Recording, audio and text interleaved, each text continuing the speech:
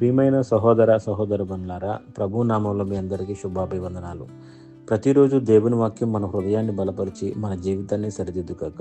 ఈరోజు దేవుడు మనతో మాట్లాడుతున్న అమూల్యమైన వాక్యాన్ని ధ్యానించుదాం. బైబిల్ గ్రంథంలో గలతీయులకు రాసిన పత్రిక 5వ అధ్యాయం 22వ వచనంలో ఈ విధంగా వ్రాయబడింది. అయితే ఆత్మఫలం ఏమనగా ప్రేమ, సంతోషం, సమాధానం, దీర్ఘశాంతం, దయాలత్వం, మంచితనం, విశ్వాసం, సాత్వికం, ఆశా నిగ్రహం. ఈ వాక్య వివరణ. ఈ వాక్యంలో అపోస్తుడైన పౌలు క్రైస్తవ జీవితం ఎలా ఉండాలో స్పష్టంగా తెలియజేస్తున్నాడు. ఇది మన ప్రయత్నంతో ఉత్పన్నమయ్యే లక్షణాలు కావు. పరిశుద్ధాత్మ మనలో నివసించినప్పుడు ఆయన ఉత్పత్తి చేసే ఫలమే ఆత్మఫలం.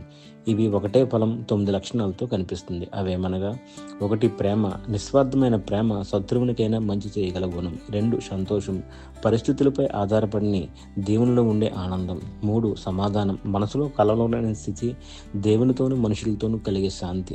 4 దీర్ఘశాంతం, కష్టాల్లోనూ అవమానాల్లోనూ సహనంతో ఉండే స్వభావం. 5 దయాలత్వం, ఇతరుల పట్ల కరుణతో సున్నిత హృదయంతో ప్రవర్తించుట. 6 మంచితనం, నీతిగా న్యాయంగా జీవించాలనే మనసు. 7 విశ్వాసం, దేవునిపై పూర్తిగా ఆధారపడే జీవితం, విశ్వసనీయ స్వభావం. 8 సాత్వికం, గర్వం లేని వినయం, బలముండి కూడా నియంత్రణలో ఉండుట.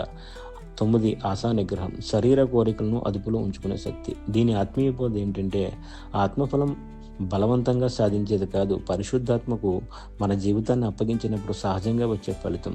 మన మాటల కంటే మన జీవిత ఫలమే మన విశ్వాసాన్ని తెలియజేస్తుంది. ఈ లక్షణాలు పెరుగుతున్నాయంటే మన ఆత్మతో నడుస్తున్నామని అర్థం. మన జీవితానికి ఇది అన్వయం ఎలా చేసుకోవాలంటే ఈరోజు మనల్ని మనమే పరిశీలించుకుందాం. నా జీవితంలో ఈ ఆత్మఫలం కనిపిస్తున్నదా? నేను శరీర ప్రకారమా, ఆత్మ ప్రకారం నడుస్తున్నానా అని. ఈ పరిశుద్ధాత్మకు పూర్తిగా చోటిచ్చినప్పుడు మన జీవితం ద్వారా దేవుని మహిమ ప్రతిఫలిస్తుంది.